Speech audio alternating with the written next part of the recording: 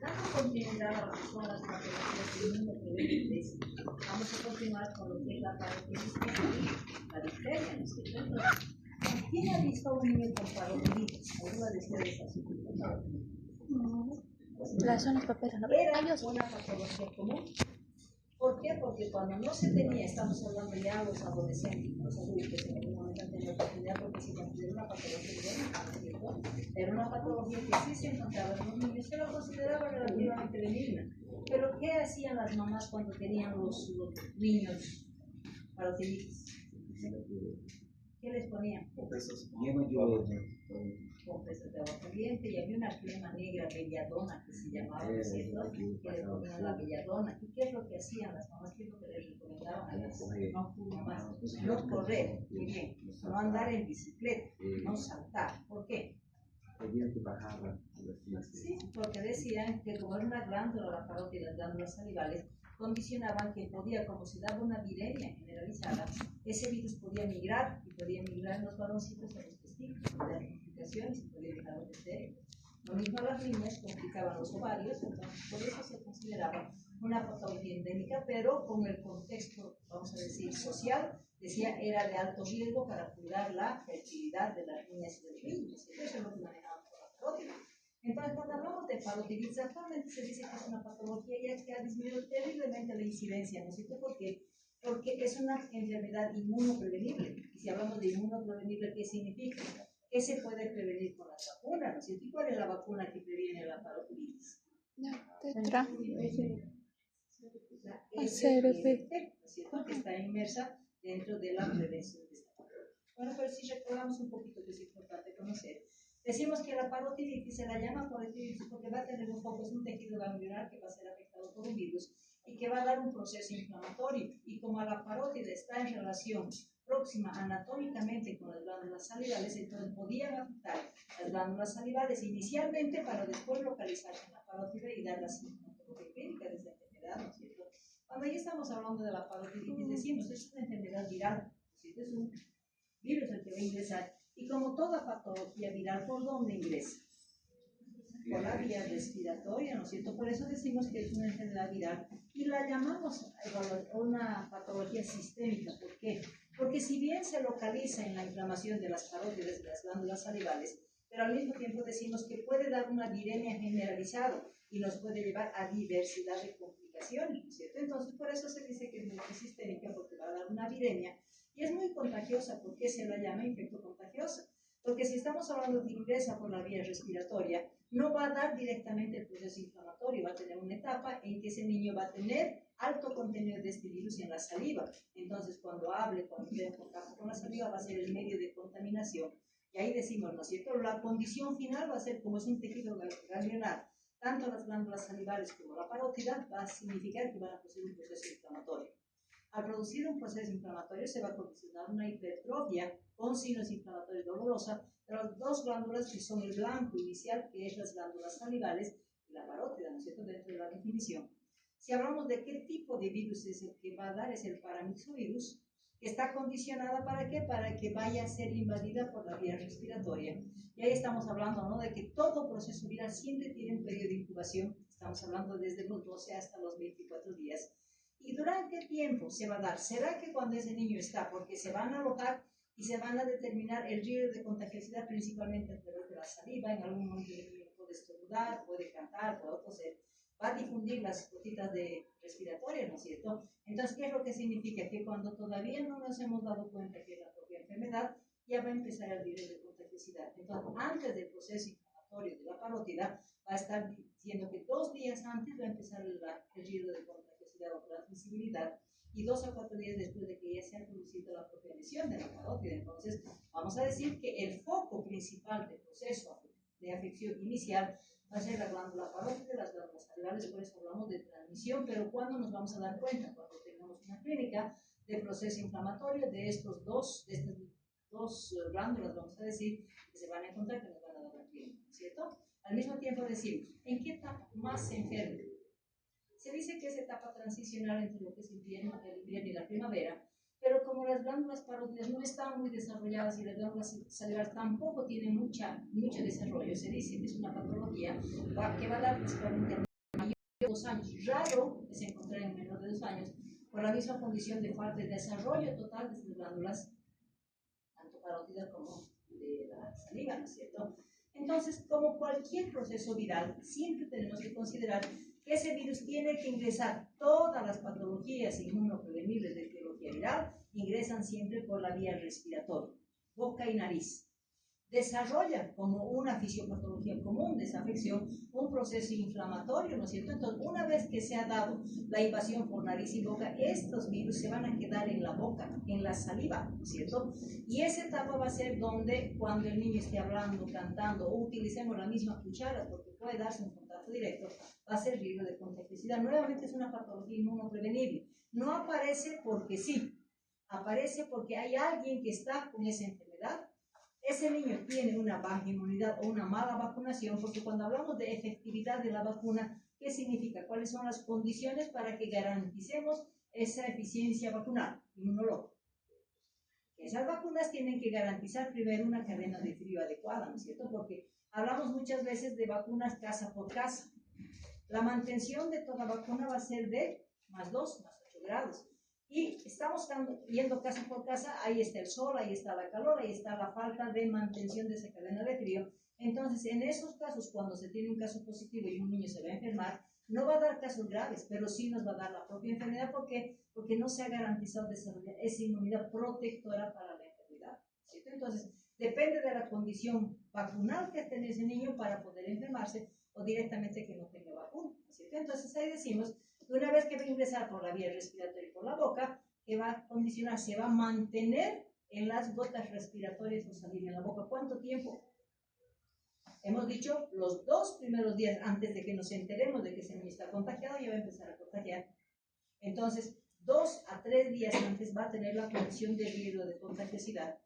Posteriormente pasa esto, que es lo que significa que durante cuánto tiempo se mantiene en la saliva. Hablamos de que el periodo inicial de 2 a 3 días es que no vamos a saber que ese niño esté enfermo, pero la permanencia de ese virus en la saliva es hasta 7 días, hasta que después de los 7 días recién aparezca el proceso inflamatorio que se va a dar tanto en las glándulas salivales como en las parótidas. Entonces, ¿qué me está diciendo? Que inicialmente sí, estamos hablando de que va a ser la invasión y que ya va a tener riesgo de contagiosidad porque su multiplicación va a ser en la saliva. Ese niño no va a tener ninguna sintomatología, sus 2 primeros días sin síntomas ya va a empezar a contagiar.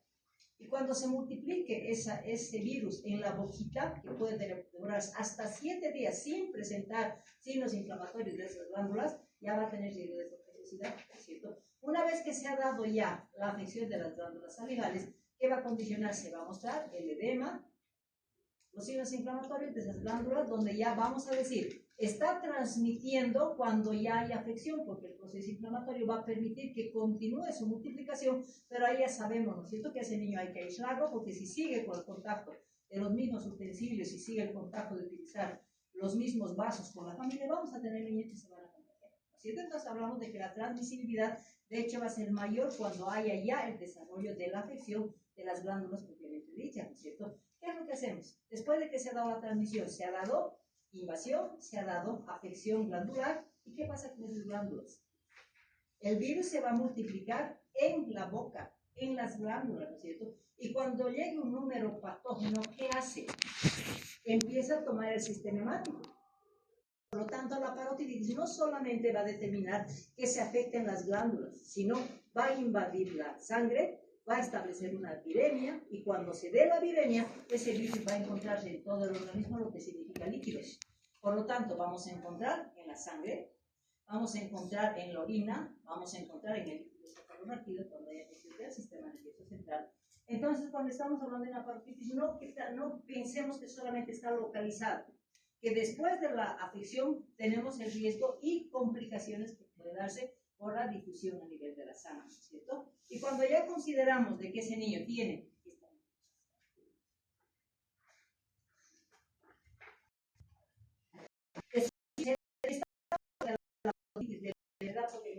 ¿será que va a dar inmunidad? Sí, va a dar inmunidad para la enfermedad.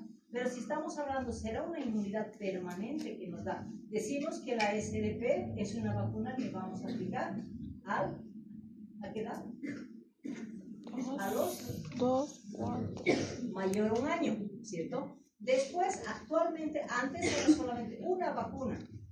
Ahora, dentro del esquema del país, se establece una segunda dosis a los 18 meses, al año y a los 18 meses. Pero ahora, ¿qué se está estableciendo? Que como no tenemos una vacuna que me garantice total inmunidad hasta que sea grande, entonces ese niño muchas veces necesita un segundo refuerzo para lograr la inmunidad. Entonces, esta inmunidad se dice que va a mantener cuando tenga las 2 dosis, me va a garantizar el estadio de inmunidad, pero después de los 5 años tenemos el riesgo de que va a morir. Cuando ya estamos hablando de la clínica, ¿qué clínica esperamos? Primero recordemos que después de un periodo de incubación de 12 a 24 días, ¿será que ese niño en esos 12 a 24 días que esté en proceso de incubación se lo considera riesgo de infecto con contagiosidad? Sí, ¿no es cierto? Porque el virus se está multiplicando en la saliva, está localizado en la vía oral. Entonces se dice que esos 12 a 24 días que se considera un periodo de incubación está ya con riesgo de contagiosidad. Una vez que ha pasado este tiempo, ¿qué es lo que va a acontecer? Se va a dar ya la afección local. Y cuando hablamos de una afección local, de inflamación de una glándula parótida saliva, ¿cómo reacciona el niño? Va a haber compromiso del estado general, ¿cierto? Entonces va a haber malestar general. No vamos a tener una fiebre alta porque está en un periodo invasivo, por lo tanto podemos tener una febrícula de 37,8, 37,9 y en algún momento puede llegar hasta 38 grados. Entonces me está diciendo, se está desarrollando el mecanismo de defensa. Por el compromiso del estado general puede presentarse jalea, puede presentar inapetencia, ¿no es cierto? Pero ¿qué es lo que se considera? Que después de esos 12 a 24 días que se dio el riesgo de transmisión del virus, me dice recién va a poder dar una afección de las glándulas. Entonces, después de que los 12 a 24 días han pasado, se va a dar recién la inflamación de las glándulas. Ahí vamos a marcar un proceso infeccioso importante, un proceso inflamatorio importante, y cuando se manifiesta ya con el aumento de volumen, los signos inflamatorios de las glándulas, ¿qué significa? El organismo va a reaccionar con fiebres elevadas, 39, 40 grados. Entonces ahí hablamos de la progresión. ¿Y cuánto tiempo dura? ¿En cuánto tiempo va a tomar la afección glandular? Marca la clínica. Hablamos de 24 a 72 horas. Entonces, un proceso inflamatorio, dolor y aumento de volumen, principalmente en las glándulas, y durante ese periodo tenemos fiebres demasiado elevadas, ¿cierto? Entonces, manteniendo el compromiso del estado general. Si la base clínica de una parotiditis es el aumento de volumen por los signos inflamatorios que se van a dar en la glándula parótida, dice, ¿no? Se va a dar hipertrofia, ¿cierto? ¿Y cuánto tiempo va a durar? Podemos marcar hasta los 7 meses. ¿Qué pasa con estas glándulas? Este niño va a haber compromiso del estado general, pero después de cuánto tiempo va a darse este proceso inflamatorio? 12 a 24 días, ¿cierto? Horas, perdón. Entonces, ¿cuánto tiempo dura? Si estamos hablando de que 12 a 24 días es periodo de incubación, no hay signos inflamatorios acá. Después de ese periodo se va a dar el compromiso del estado general. ¿Y en cuánto tiempo va a lograrse mantener esa clínica característica de inflamación, dolor y aumento de volumen de las glándulas? Hasta 3 días, ¿no es cierto? Va a ir aumentando poco a poco para aumentar el volumen, dando un compromiso importante al estado general. Porque se dice que cómo vamos a hacer, como hay aumento de volumen, si nosotros hacemos una palpación vamos a tener una piel caliente.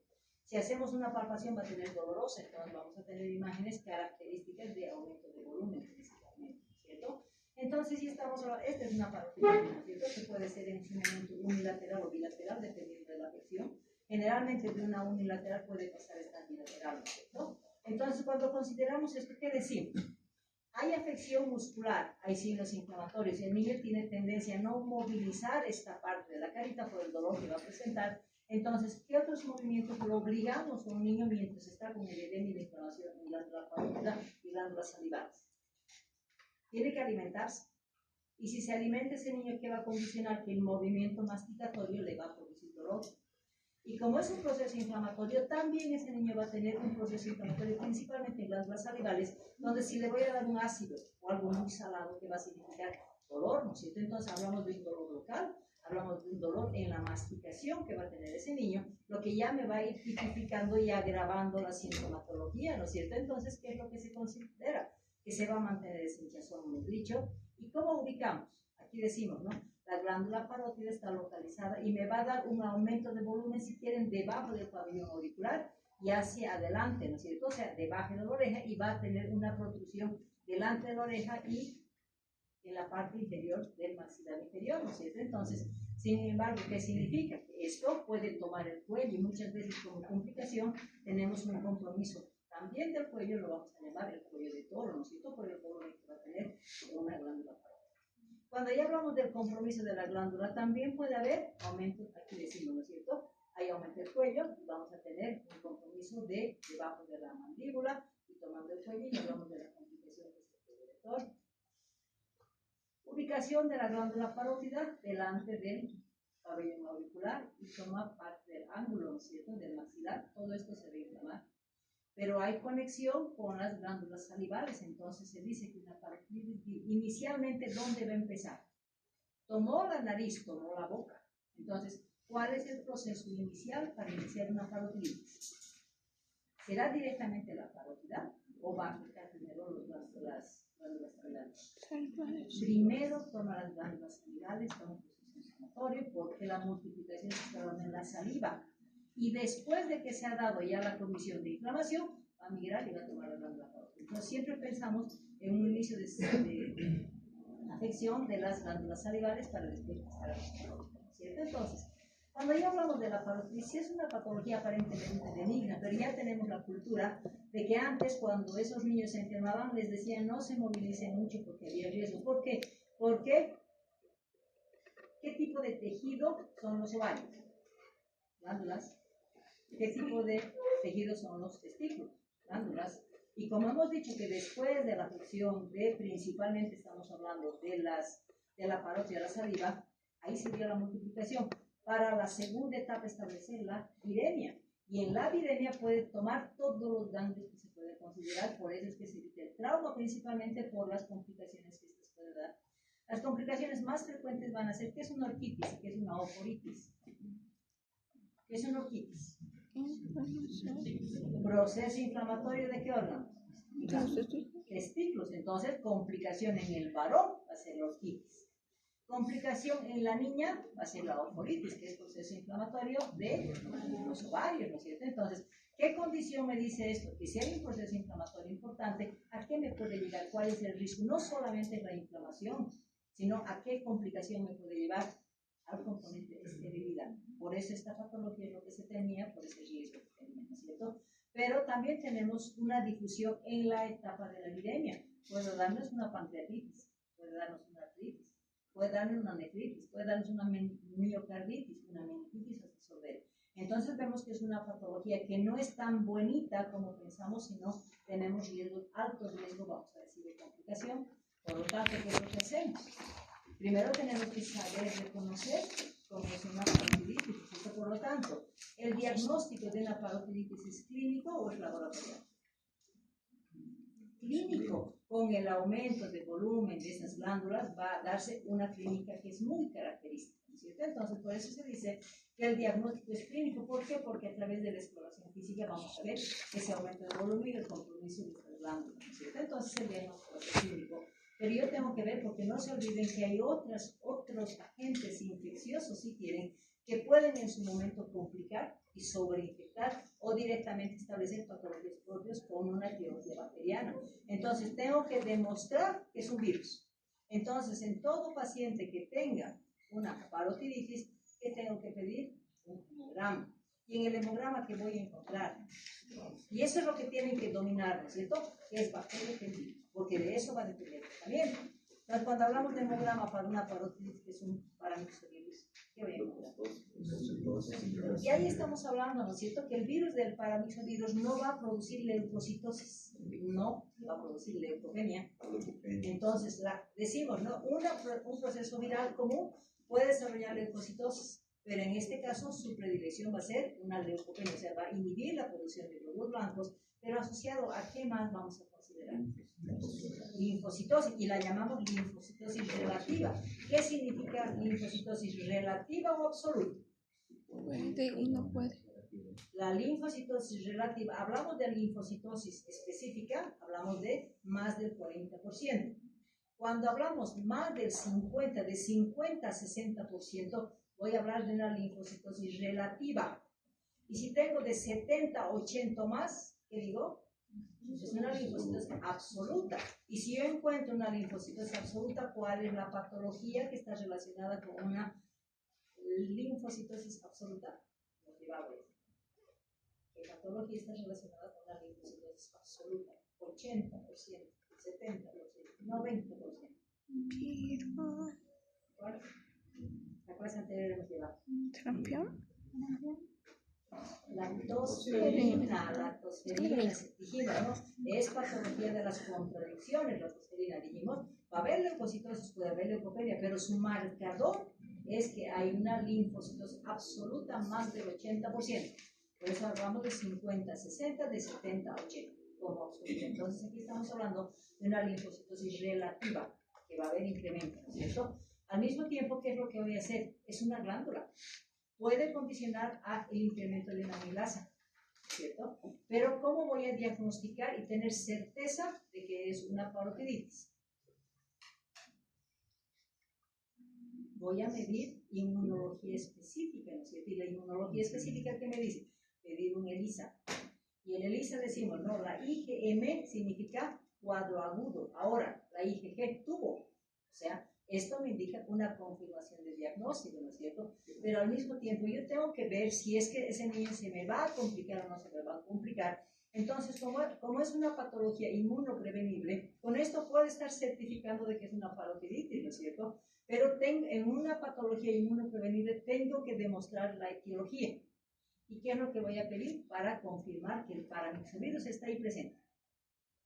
Vamos a pedir cultivo de virus, cultivo de lo que quieran, de saliva, de sangre, de orina, de líquido cefalorraquídeo. Entonces, la confirmación de una patología como la parotiditis, vamos a tener obligadamente que hacer un diagnóstico etiológico con un resultado de aislamiento del virus y identificación del paramyxovirus y decir si es una parotiditis, ¿cierto? Entonces, el ciclo clínico del diagnóstico. Entonces, hemos dicho que la parotiditis es una etiología viral, ¿no es cierto? Pero no nos olvidemos que en algún momento yo puedo tener una condición de que ese hemograma no me va a dar, va a tener una clínica muy similar, pero el hemograma no me va a dar una leucopenia o me va a dar una linfocitosis, leucocitosis con desviación a la izquierda. ¿Qué es desviación a la izquierda? Aumento de fórmulas nucleares, ¿cierto? Entonces, si en esa parotiditis yo voy a encontrar clínicamente un aumento del volumen de las parótidas, no me debo olvidar que no solamente hay una etiología, lo común de la parotiditis es etiología viral, pero en algún momento vamos a tener cuadros clínicos similares, pero de etiología bacteriana. Por eso se dice que cuando estamos con una parotiditis tengo que demostrar que es un virus y lo primero que pedimos es un hemograma. Porque si es un hemograma que me va a dar un cuadro de fiebre, con el mismo compromiso de estado general, pero un hemograma con desviación a la izquierda, me permite hacer diagnóstico diferencial con una parotiditis de origen bacteriano. Esa parotiditis se me puede sobreinfectar y me puede dar una parotiditis supurativa, etiología bacteriana. Cuando hablamos, hemos dicho, podemos tener compromiso a nivel del cuello con aumento de volumen, con aumento de tejido linfático principalmente. Entonces, ¿qué tenemos que ver? Que me va a dar lo que se llama el cuello ampliado, ¿no es cierto? Entonces, ¿qué me dice? Va a haber compromiso de los ganglios linfáticos en la cadena cervical. Hablamos de una linfangitis cervical, pero ¿qué significa? Es etiología bacteriana. Cuando hablamos de linfosarcoma, es pues cuando hay un proceso degenerativo a nivel de las parótidas. Cuando hablamos de la orquitis y ofolitis, también hay orquitis y ofolitis de etiología bacteriana, no siempre es complicación viral. Entonces, por eso que en todas estas patologías que teóricamente por lo menos hablamos de la supurativa, las orquitis secundarias e infecciones bacterianas, me dice, tienen que demostrar que es una etiología viral. Si es una etiología bacteriana, ahí les cambia totalmente el tratamiento porque les está diciendo que la etiología no es viral, es una etiología bacteriana. Entonces, por eso es importante el diagnóstico diferencial con todas estas patologías, pero ¿en base a qué? En base al hemograma, porque la clínica va a ser muy similar, ¿cierto? ¿Bueno? ¿Qué hacemos si es una parotiditis por un paramyxovirus? Si estaba con fiebre, le voy a dar antitérmicos. ¿Y será que voy a utilizar el paracetamol? es un proceso inflamatorio. Entonces, si estamos hablando de sintomático, está relacionado con analgésicos y antiinflamatorios. Entonces, ¿cuál es el medicamento que voy a dar en este caso para desinflamar, quitar la fiebre y mejorar el dolor? Los AINES, ¿no es cierto? Vamos a utilizar el ibuprofeno, vamos a utilizar una dosis máxima de 10 miligramos kilo peso. ¿Cuánto tiempo? ¿En cuánto tiempo es el proceso inflamatorio que me da? 72 horas, 3 días. Entonces, 3 días que por norma manejamos el ibuprofeno, entonces vamos a manejar la dosis máxima de 10 miligramos kilo peso, ¿no es cierto? Pero recordemos que esa parotiditis actualmente es una patología que ya está en erradicación, vamos a decir, por lo tanto, todo niño que tiene vacuna a través de la SDP no va a tener el riesgo de enfermarse, ¿cierto? Otra patología no prevenida es la